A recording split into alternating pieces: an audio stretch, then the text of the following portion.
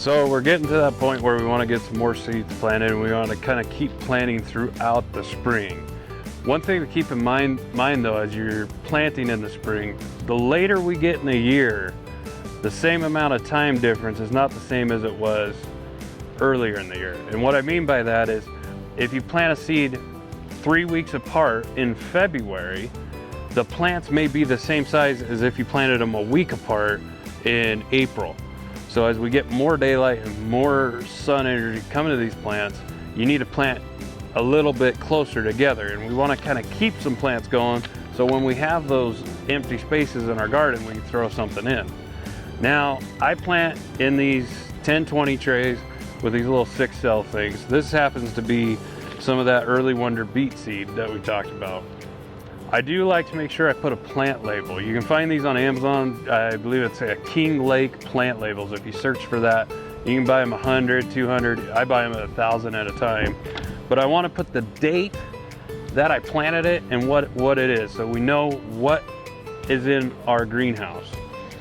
The other tool that I like to use in this is called a dibbler. It has little measurements that come up the side here, and it'll tell you how deep, because on every seed packet you're going to have a planting depth. Beets happen to say 1 inch.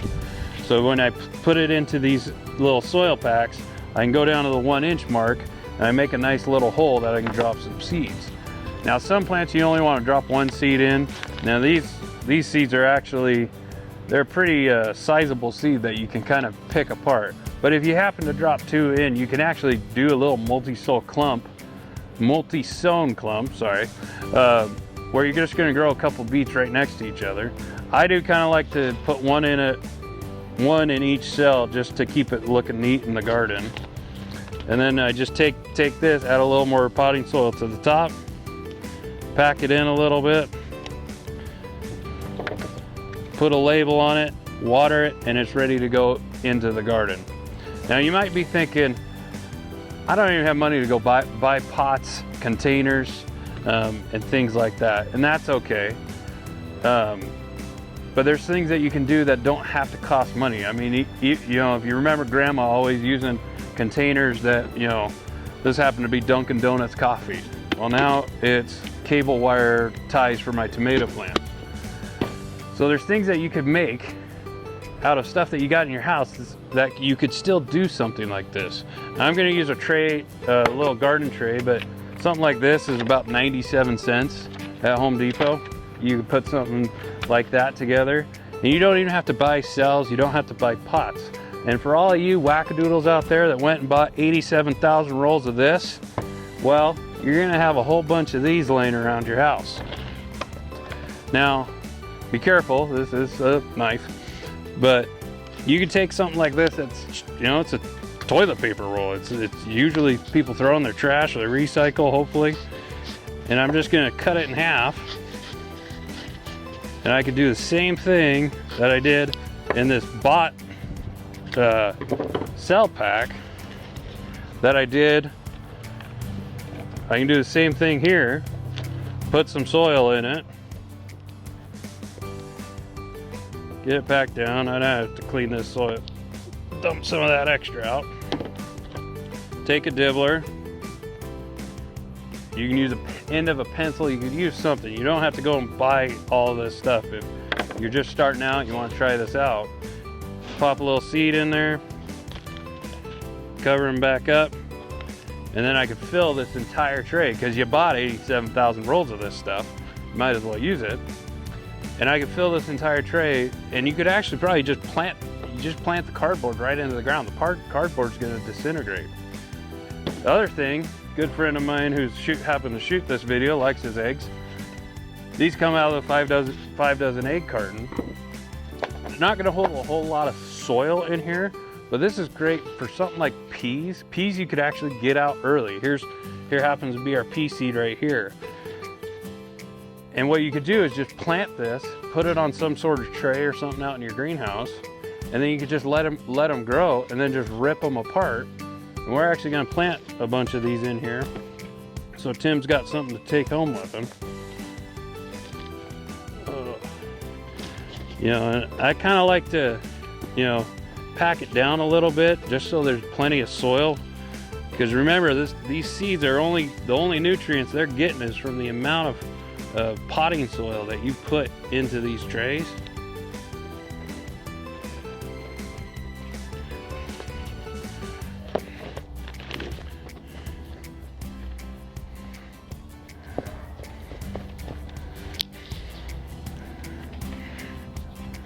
I always try to catch the extra soil here, just so we're not wasting a whole lot of it.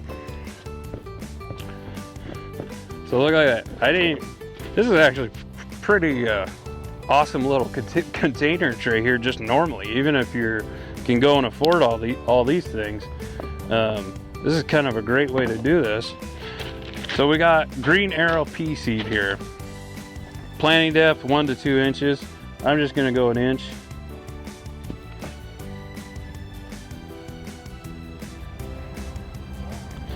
And remember, you don't have to be perfect here. Give yourself some kind of grace. Just tell people it's organic, whatever you do. They won't even judge you. And again, a lot of this stuff, you don't have to go out and spend a whole lot of money. I know a lot of folks right now, you know, things are a little tight, things are a little uncertain, so you don't have to go out and spend all crazy amounts of money. I buy some of this stuff honestly because it's my hobby.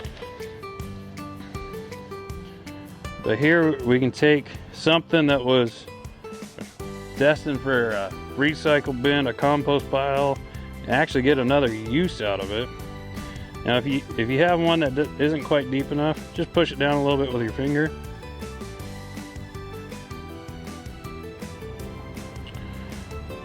You actually get quite a bit of pea plants out of this.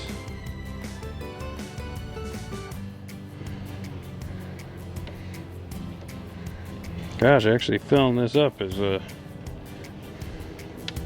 quite the deal.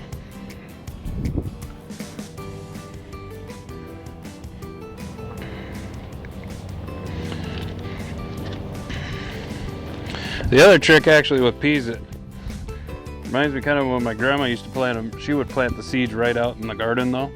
She would actually take these, put them in a little cereal bowl and fill it with a little bit of water the night before and wait until they started to kind of break open and sprout, and then she'd go plant them right out in the garden. I like to have a plant to go out in the garden because I want to know that every plant, every spot's going to have a plant. I don't want to put seeds out there if I can avoid it.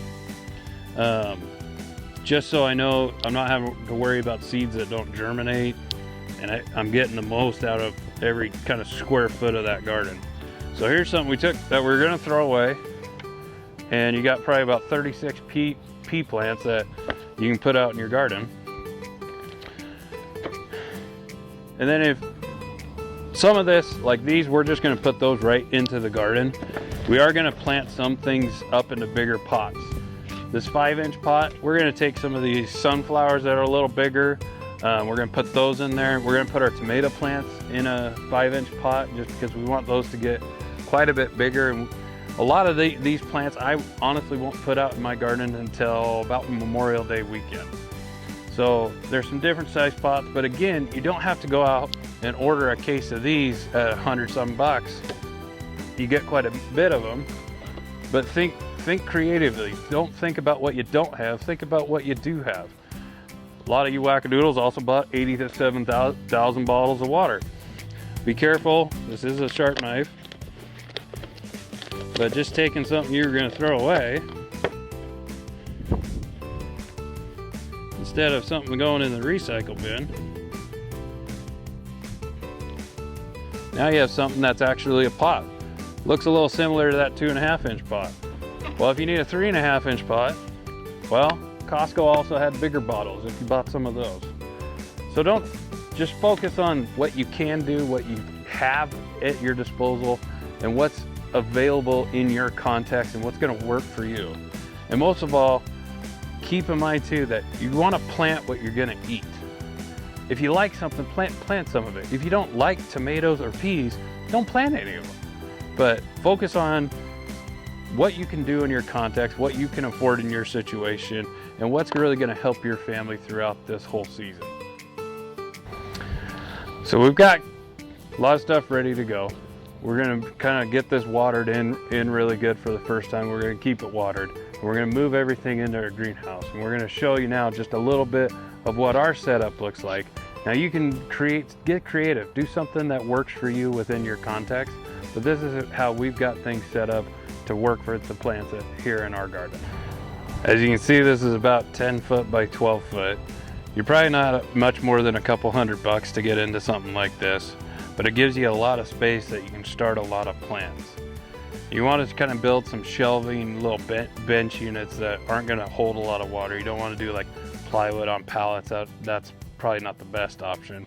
These that you see in here, they're actually a 5-shelf unit for that you see at Home Depot. And the only difference is I didn't put them together and make them a shelf. They're going to be a nice little plant table. For not a whole lot of money, you can actually have quite a bit of square footage to actually start a lot of plants to put out in your garden. So we've got a lot of our plants potted up, seeds ready to go. Everything's going into our greenhouse. We're going to get watered in and keep it moist throughout the season. One thing you don't want to put in the garden as a start, and you really can't, is something that creates a taproot. That's going to be carrots, parsnips, anything like that. This actually is the one plant that you need to direct sow. And I know I said it, you want to put as many plant starts to make sure you get as much germination and it's a full garden bed. But you have to do these from seed in the garden where they're going to be, because if you try to transplant them, you're going to bend the taproot, which is the actual produce that we're trying to get, and that's not going to end up with a real fugly looking carrot. So there are a couple things that we're not going to do from starts. And you do want to kind of watch the weather. Look at the nighttime temperatures. I believe the Farmer's Almanac says about April 20th is about our last expected frost date. I kind of use, honestly, about Memorial Day weekend as a general, everything can go into the garden, but you can put some stuff that's not as frost sensitive, stuff like broccoli, lettuce, even peas. Those you can kind of fudge that date a little bit. But always as you're doing this, just kind of be thinking that you always want a plant to go in when something's done. So if you see something that looks like it's only got a couple weeks left, come back here, plant something else that you want to replace it, because you could get 2 or 3 crops out of any one section of your garden, depending on what you're planting. So keep planting seeds, keep putting them in your garden, and this is something that you can create a lot of food and a lot of nutrition for your family throughout this entire season.